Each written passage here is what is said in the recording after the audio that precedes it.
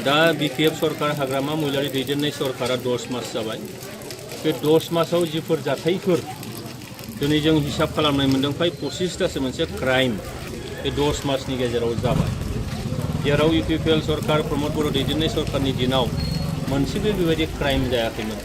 Murder केसानो दिनैहाय जोंनि ओनसोलाव माने 10-12तासो जाबाय। रेप केस जाबाय आरो बेबायदि गोबां हारियारि मोनसे जेंना थांनाय समफ्राव नुजाबाय।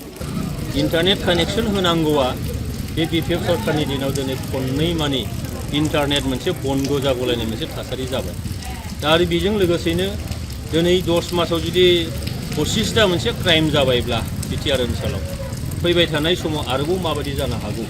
बिपिएफआ 1.5 लाखसो बारा फ्लाइं माखासे भट बेखौ मिसा मोनसे प्रतिश्रुति जे मोनबा प्रतिश्रुति हा होगोननो फरायसाफोरनो फैसा होगोननो बेबायदि बुंनानै हयथ' मिसा खोथा बुंनानै मानसिफोरखौ मोनसे थुस्लायदोंमोन। खिन्थु दिनै नुबाय बे 10 मासाव बिगासे हा होनो हायाखै।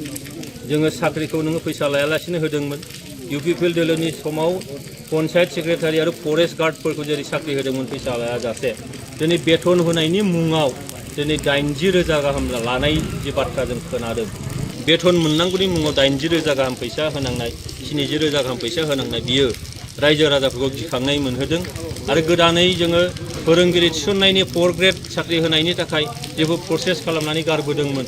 दा बेयाव हयथ' फैसानि अंक खालामबाय थादों खोमा बियो मोनसे गिखांहोदों। जों नुदों फैसा राननाय न'खर न'खर थांनानै बे जायफ्रा नाखि डक्टर फरायनो लादों जायफ्रा इन्जिनियार फरायनो लादों बे फैसाखौ दिनैहाय बबेनिफ्राय होदों गोसोम थाखा ना गुफुर थाखा बियो बेखौ दिनै जोङो नोजोर होदों रायजोफ्रा।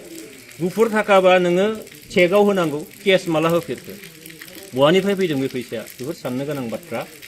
120 एमेन्डमेन्ट दिनै फैनायनि बाथ्रा जायनि गेजेरजों जोंनि नैबे बिटिआर ओनसोलाव मोनसे गोहो मोनगोन डिपार्टमेन्टआ बारायगोन डाइरेक्ट फाइनान्स फैगोन 60टा समष्टि जागोन। दिनै जों खोनाबाय हाग्रामा महिलारि बिपिएफनिफ्राय माने बेखौ बादा होनोसो दिल्लीयाव थांदोंमोन। सानजानि बारायनाय अंशखौ दाननानै हरफिननांसिगौनो दाननानै लांफिननांसिगौनो बे खोथाखौबो दिनै बुंनायसो जों नुबाय बा खोनाबाय जों मिथिबाय। बे जोबोद साननो गोनां बाथ्रा बियो।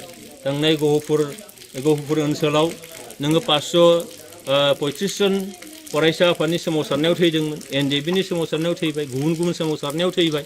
बे मुंख्लंफोरनि बेसेनखौ जिउ बावनायखौ माजों मा खालामनो नागिरदों बे मोनसे साननो गोनां बाथ्रा। आरो बेखौ लानानै निस्सय जोङो बे दाननि जोबथा नङाबा फैगौ दाननि गिबि सप्तायाव जोङो धरना हाबाफारि लानो नागिरदों। जायजों जोङो रायजो राजाफोरखौ दिनै इउपिपिएलआदि बे बाथ्राफोरखौ जों सहायनो हाया। रायजो राजाफोरनि गांनाय उखैनाय जेंनाजों जे जों इउपिपिएलआ दङ गोजोन सान्थिया दिनै माने बंग जाबाय असान्थिया दिनै फैनो लाबाय।